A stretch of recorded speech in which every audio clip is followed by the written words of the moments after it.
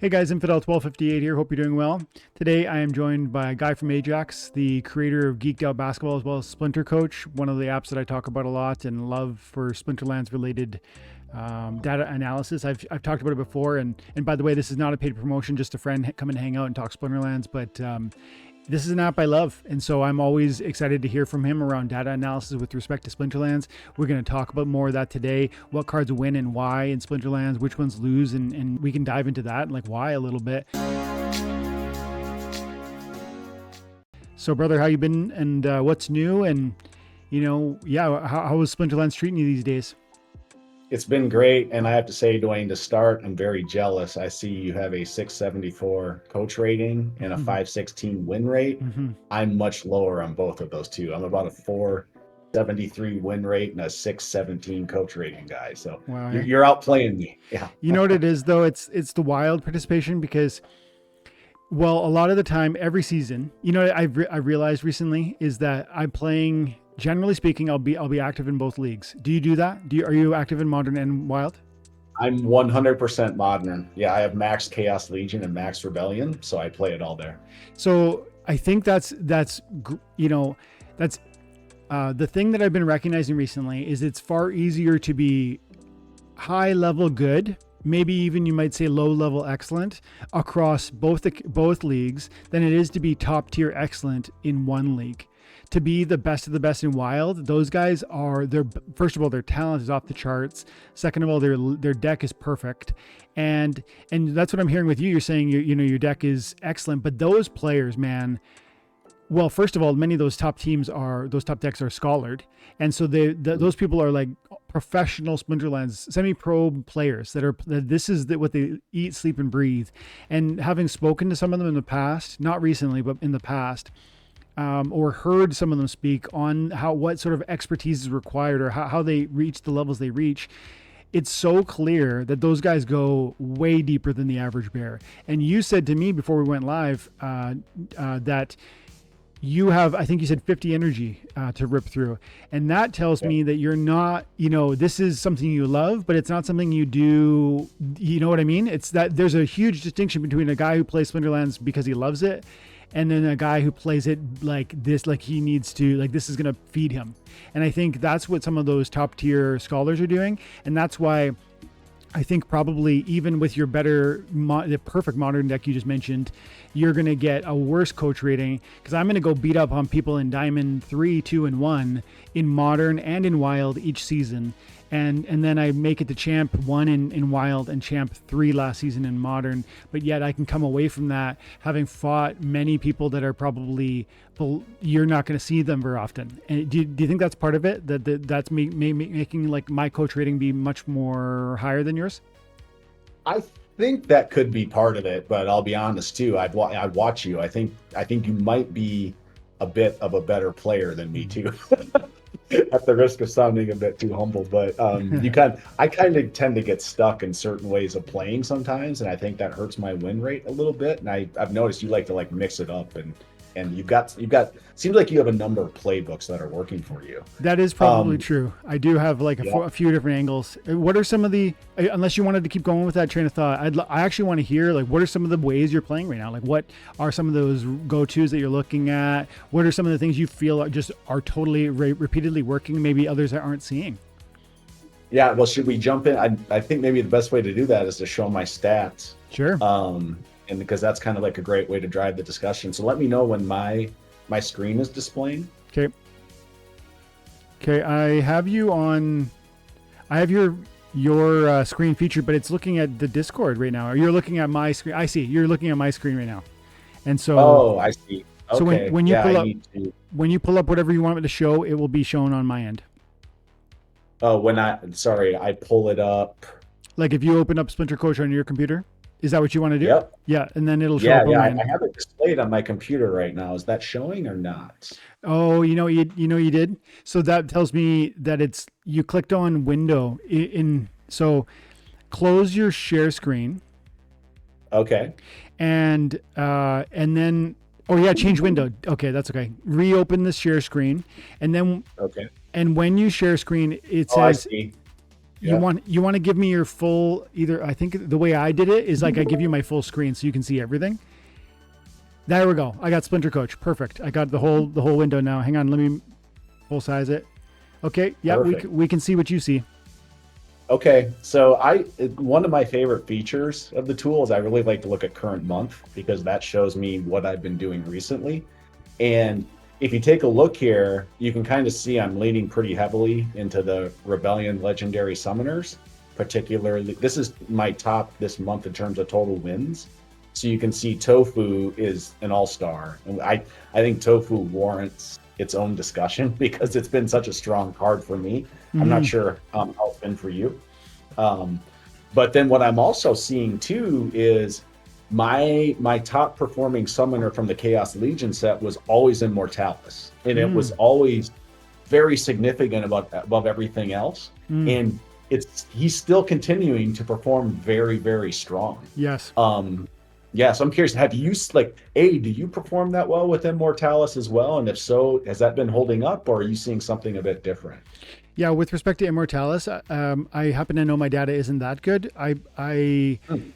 It is strong. I want to say, and I could pull it up in a minute, but I don't want to pull away from your data this quite so quickly. Let's talk. I'll tell you that I think it's around 52 or 54% win, which is substantially lower than 61. Although it looks like I play a lot more games than you, like a lot more games. Like, I don't know if do you sit on energy? Like, are there times where you just kind of go a day or so? I'm normally burning through it pretty quickly. Okay. We were talking about this earlier. It was the Tuesday update has severely slowed down my animations. Okay. And so essentially Tuesday through yesterday, I hardly played at all because I'm the type of person I watch almost every match, right? I never skip to the end because I love watching the match unfold. Yep. It seems like it's been sped up a bit more this morning. So once I get through my day today, I think my Friday night is going to be burning through my 50 matches. Cool. So, yeah.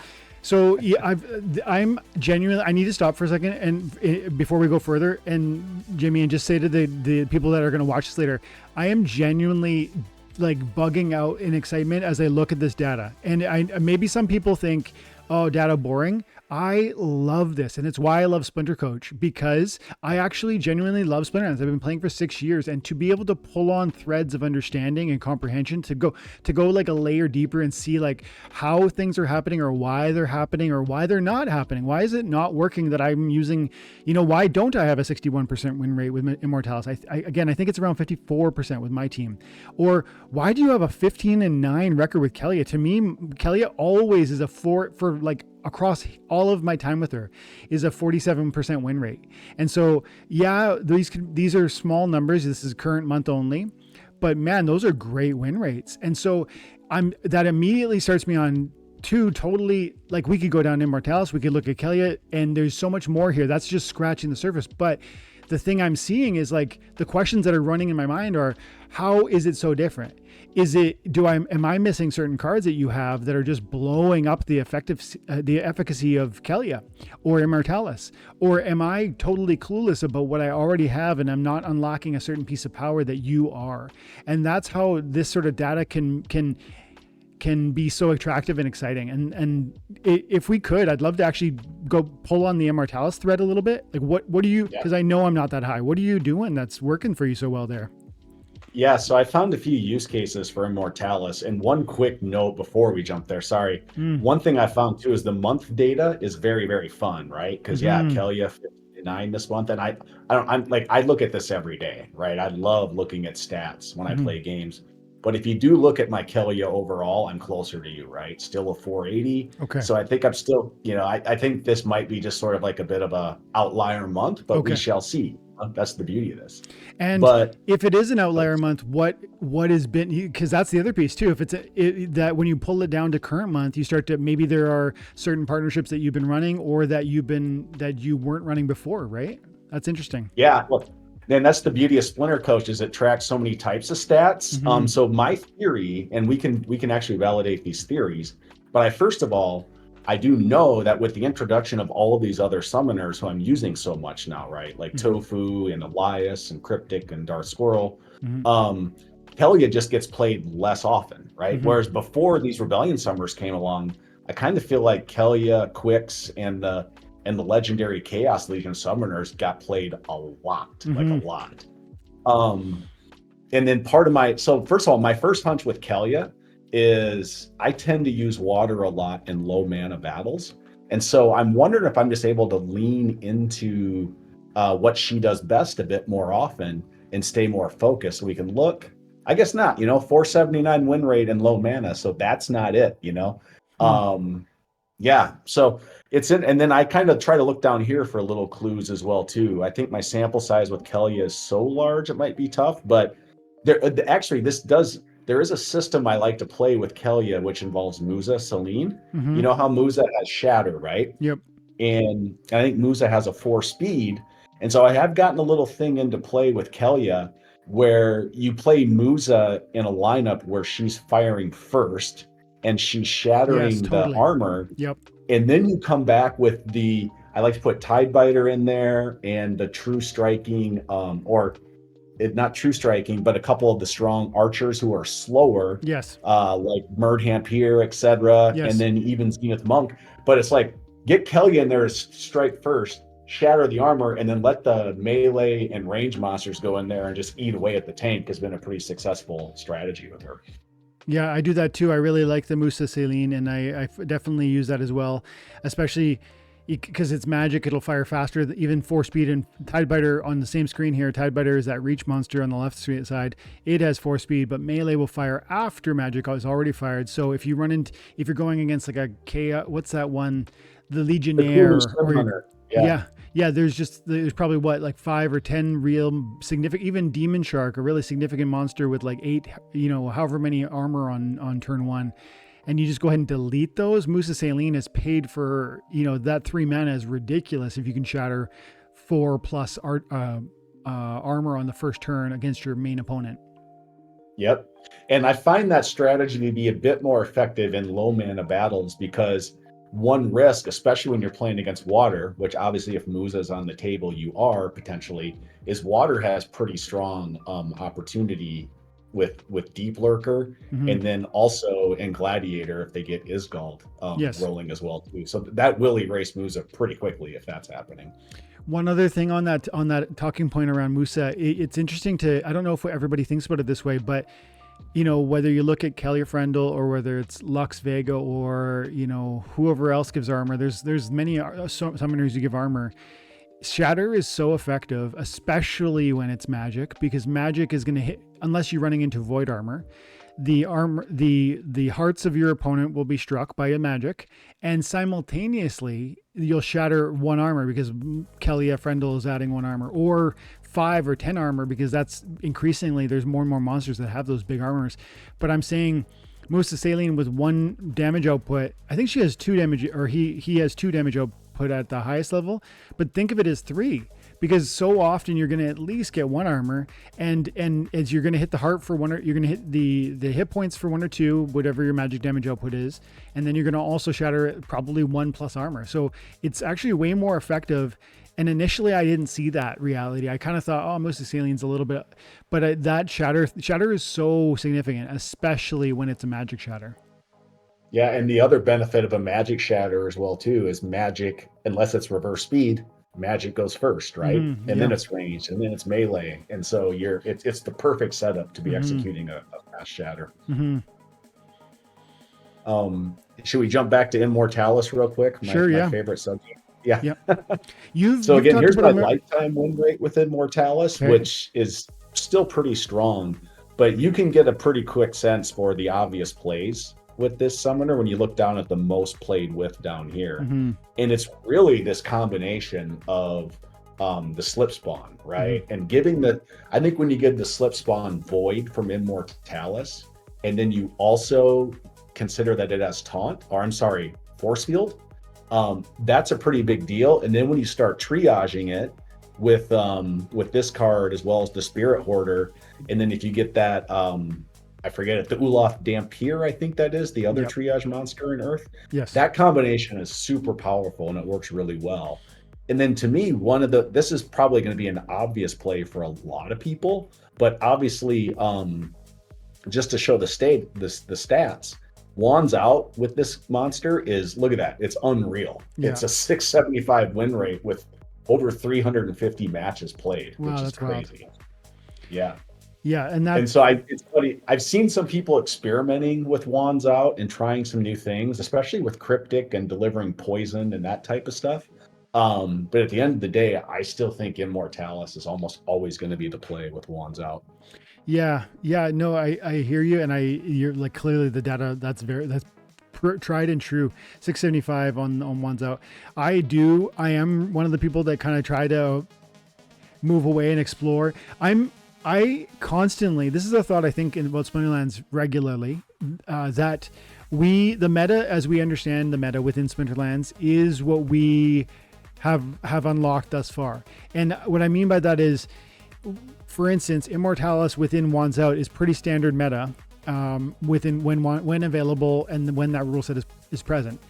And yet it strikes me that I think we do get to a place in this game with various rule sets at various mana caps with different summoners or monster synergies where we say, I don't need to iterate anymore. This is ideal.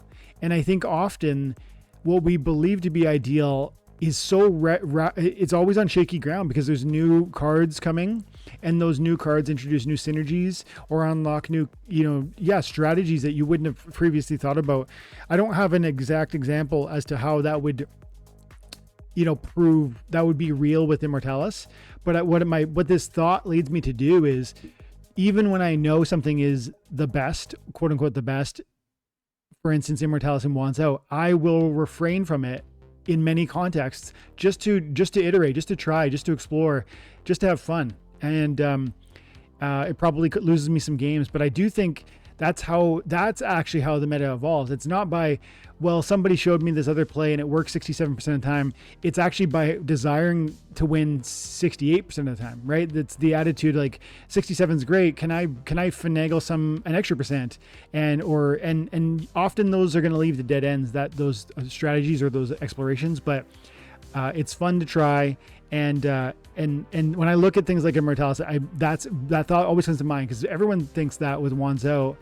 But yeah, there's like, at least in Wild, you've got like Mimosa who drops Void on everybody from the Death Splinter. You've got, different teams will bring more silence. Void Armor can be really interesting if you use it effectively, but then Shatter will be a counter from Immortalis. You know what I mean? There's so much I think there's, maybe Immortalis is not the ideal conversational point on that topic, but I do think, I always wonder, is there a better meta that we're just waiting to discover with any one rule set? You ever think about that? Yeah, you're kind of touching on something I like to do with Splinter Coach, and we can kind of do it here. I call it meta mining. It's when you call that. But so we've established that Immortalis is very strong, but let's just kind of take a look at and sort by rule set and kind of see maybe what other cards are performing well that I might be overlooking. You kind of look, Thaddeus obviously performs very well here with a 546 win rate. Sometimes I like to sort by win percentage to see if there are things that I'm under playing here a little bit. Cryptic is one that I've been wanting to use more often. There's a lot of really interesting plays with Cryptic that I've seen in Wands Out. One has been to get what was the play that I saw? It was Jin O'Shaughnessy in the tank. Yes. It was that Soothsayer with the healing and the cleanse in the back. Yes. Which undoes a lot of because the poison getting delivered in Wands Out tends to be very powerful. Yes. And then the other thing with Cryptic, you can start delivering poison. And so then what I saw a couple people do is they'll get that random scattershotting 3-mana magic monster in water shooting poison all over the place. And they'll also get the Captain Fellblade with the double strike or the double hitting magic plus melee in the sneak. And you're kind of delivering that to the poison to the anchor of your opponent as well too. So I thought that was interesting. And if you kind of look at these monsters with win percentages in look, this is weird. I guess this is lifetime. This is not by rule set. But we can also look at Wands Out and then look at win percentages for the monsters. And then what I like to do is I like to sort, like, look at this. I don't know, who would have guessed this? Techno-Wizologist 10-0? Like, Yeah. And then there's this healer in life, which is 7-0. So you kind of get healing going. And then what I like to do in win percentage is to kind of scroll down, look for like a high count. That's right. That's, and then like, for example, I mean, not a surprise here, but just kind of validates this is that big 13 mana monster that can magic reflect in death. Look at that 15-3 record on Baruch Kakor. Yeah, I don't even have that one maxed out. I need to swing back and like double down on some of my. I'm missing about 4 or 5 key legendaries. I only have them at level 2, and it's just not enough. Yeah. And then I think, let's see if there's something else. We won't search for it. I was just kind of curious. Look at this one, this Sude Shaman. Yeah. It's obviously being paired with Immortalis probably every time, but look at that win rate. That's pretty ridiculous. That is ridiculous. Moxiel Rebel, that doesn't surprise me at all. Moxiel Rebel with the, but you know what, kind of does actually. That it has such a high win rate, considering Wands Out means there's no weapon train capacity.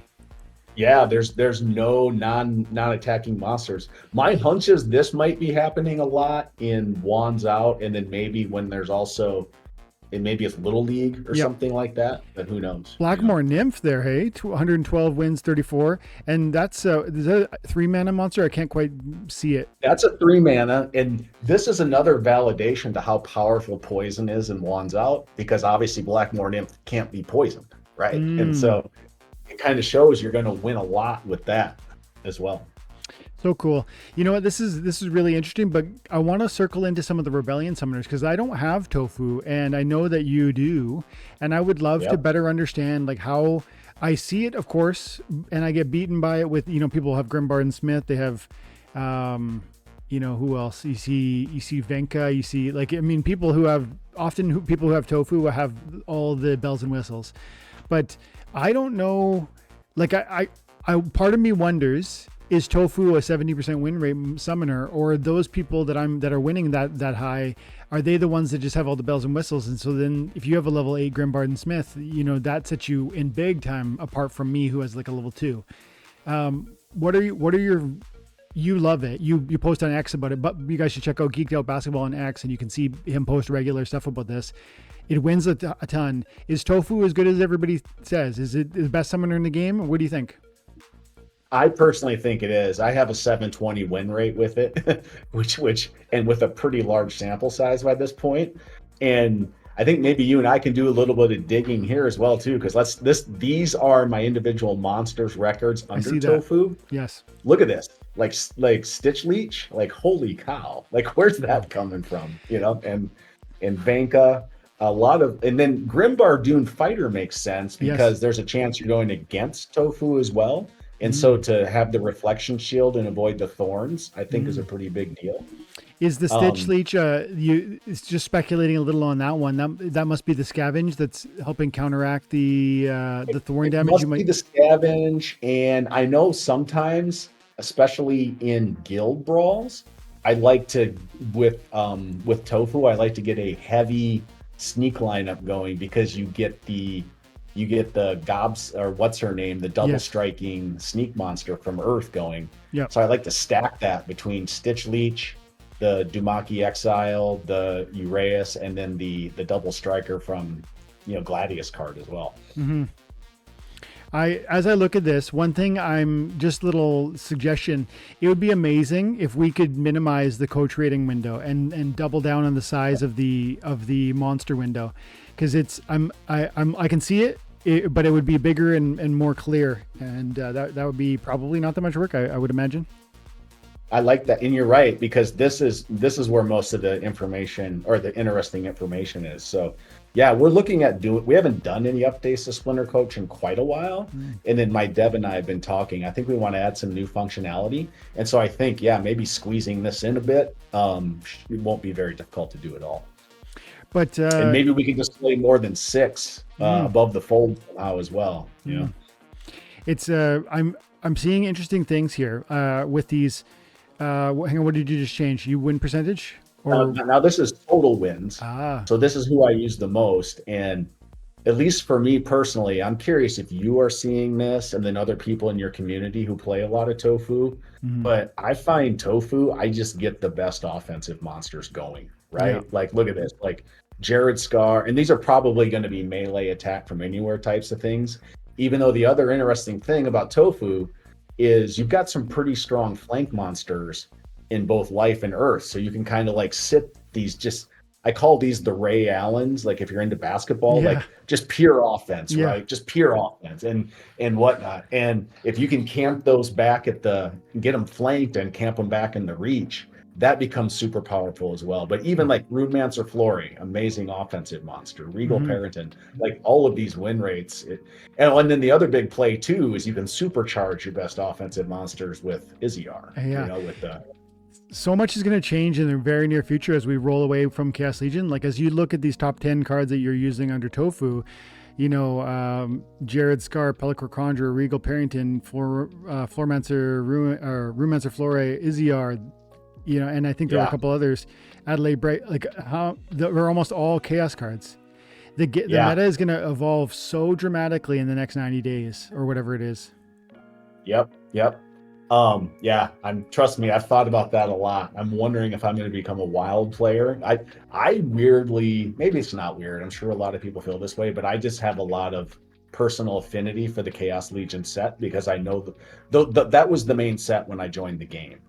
And so I'm always going to have a soft spot in my heart for that. And I know the set so well, it's very intuitive for me.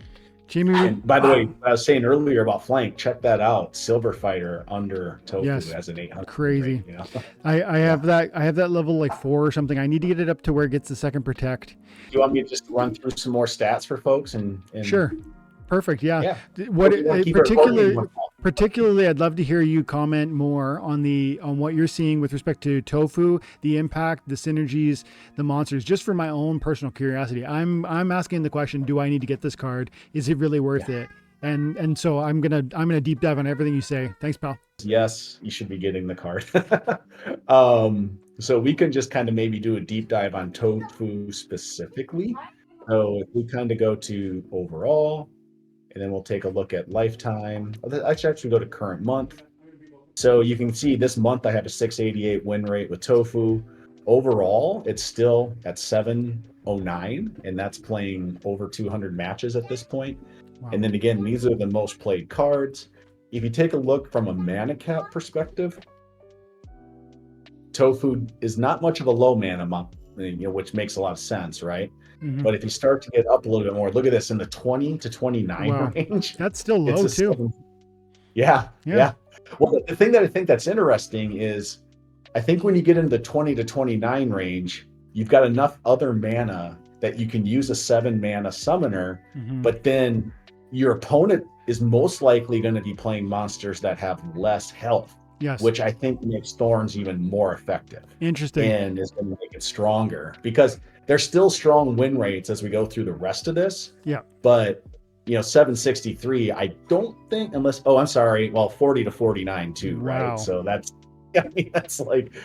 ridiculous. Wow. And then you get into 50 to 60, it's Wow. still very strong. And then max mana, small sample size, but an 800 win rate there. What's really interesting with I find it's common where the 99 mana, you're surprised by, you think, well, Tofu's so good at, pretty much every condition. Not that that's bad, but maybe it's just that there's not enough mana, not enough of those battles, or maybe you're trying something else in those contexts. But I'm often surprised by, there'll be a card who will just thrive at like the 60 range or 40 range in everywhere in between.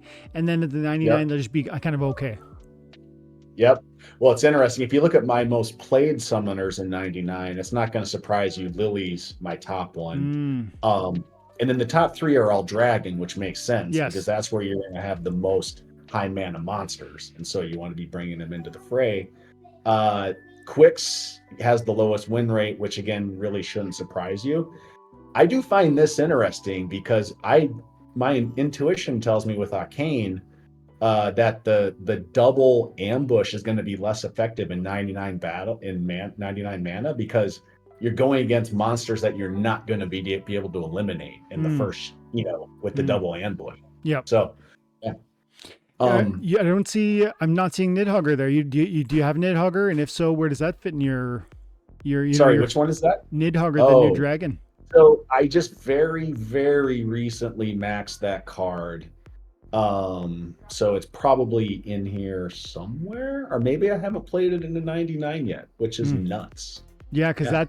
that seems now. Hang on, this is the fun interplay of stat analysis because you go on one hand at 99 mana you could really fit a 10 mana summoner. So that on the Yeah. one hand I go, well, why haven't you? But then on the other hand, Nidhogger removes one of your potential monster spots, and at Yep. 99 mana you're definitely going to be able to field all six, which means that if you play Nidhogger at 99 mana and I play Lily Shieldpaw, I'm getting six monsters and you're getting five, and I think that makes my a six big will be difference. powerful.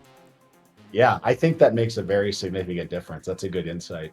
Yeah, see, that's the pulling on the thread of this stuff. Hey, that's I know you get this, but like just continuing to Yeah. comment on it because I know some people are gonna see this and be like, it's like okay, whatever. It sounds kind of interesting. It's fun to hear, but no, it's like if you look at the numbers and you understand what it's saying about the thing you love, like wow, I really really sincerely do find it deeply interesting.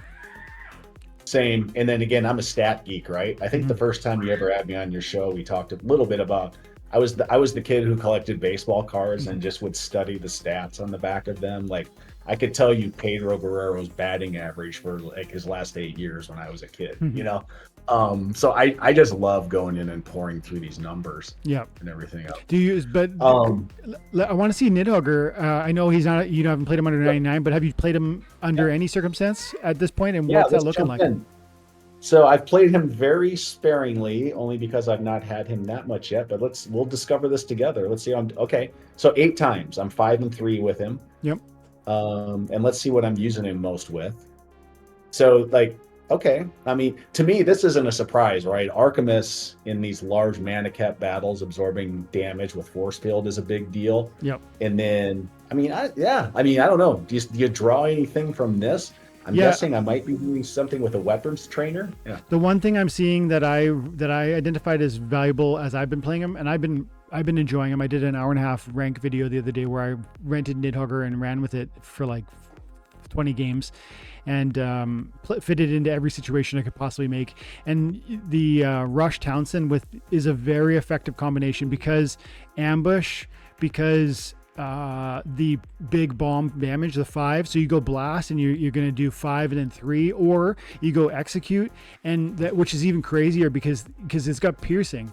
So 5 Yeah. with piercing is going to be remember ambush 5 with piercing, then round 1 5 with piercing, and you're probably killing almost anything because you're bringing it down to now 2 probably, even unless it has force field, and then you get your execute shot off. So I find the execute play with Nidhogger is the one I often lean on. Like it's like 7 out of 10 times I'll play execute speed buff instead of blast.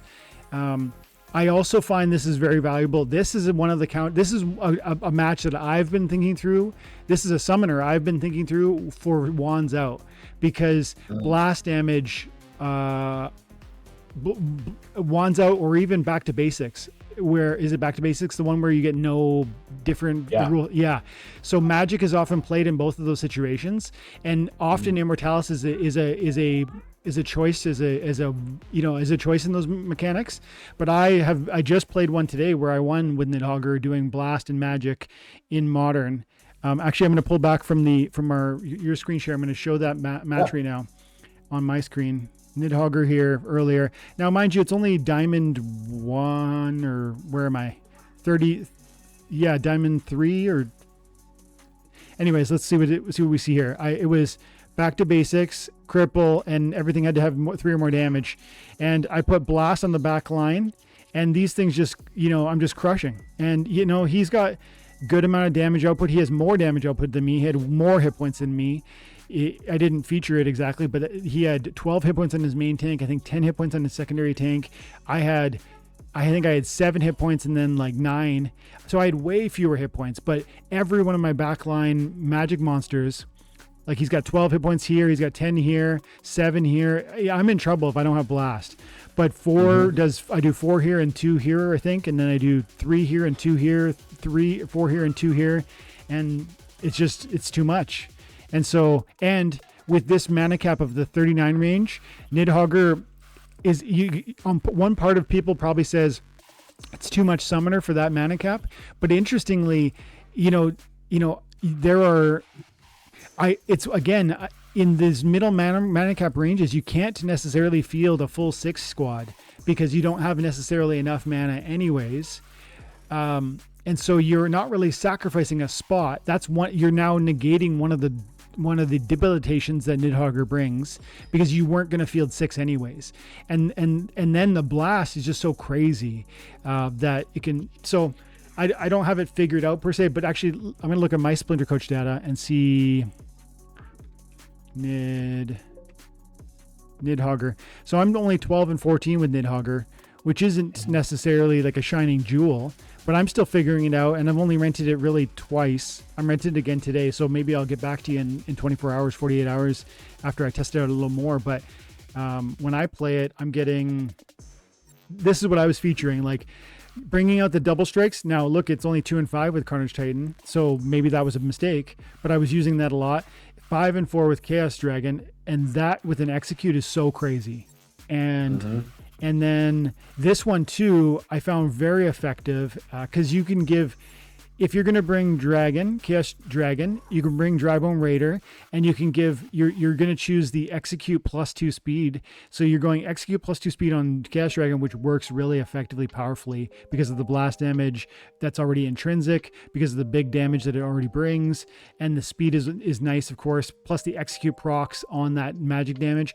But then it also synergizes really well with Drybone because, one of the weaknesses with this card is the 2 speed, but that approach gives you 2 more. So now you're at 4, and suddenly it's a very effective monster. So it looks like those 2 are working for me, and maybe I was overplaying my hand with the Carnage Titan perhaps. But yeah, I like this card a lot. That's interesting. I'm so enamored with Blast that I don't even think I've tried Execute on that card yet. So I'm going to have to try that. Especially because of the blast damage with Chaos Dragon, that alone is like worth the price of admission. Because the Execute on that Magic 4 bomb, which is actually like, right, it's not just 4, it's 4 plus 2 and 2. And any of those can proc and Execute. Yeah, very interesting. I could honestly talk another hour about all this stuff. Yeah. Dude. Great stuff. I am going to try and wrap there because the family's home, but give everybody the X account and anything else you want to talk about before you head out. Sure. So yeah, you can follow me on X on Geeked Out B-Ball. I also have a YouTube channel called Geeked Out Basketball. And then you can also go to splintercoach.com or go to the Geeked Out Basketball Discord. We have Splinter Coach and Geeked Out Basketball on the same Discord, just with different channels. Thanks so much for that amazing conversation too around Splinter Coach and the Splinterlands data. Guys, you should check it out. I mean, I personally, none of this is paid. I just love these 2 products that he's showed me before, and I personally pay for my Splinter Coach because I love it. So go check it out if you think data analysis on Splinterlands is interesting, and stay tuned for more for Geeked Out Basketball, or follow him on X because you'll see some amazing, I think, data reveals. When you drop that stuff, this card's doing that. Look at this, Chul, 12 and 7. It always gets me thinking. Thanks very much for coming to hang out. Guys, thanks very much for listening. I hope you all have an amazing day. God bless.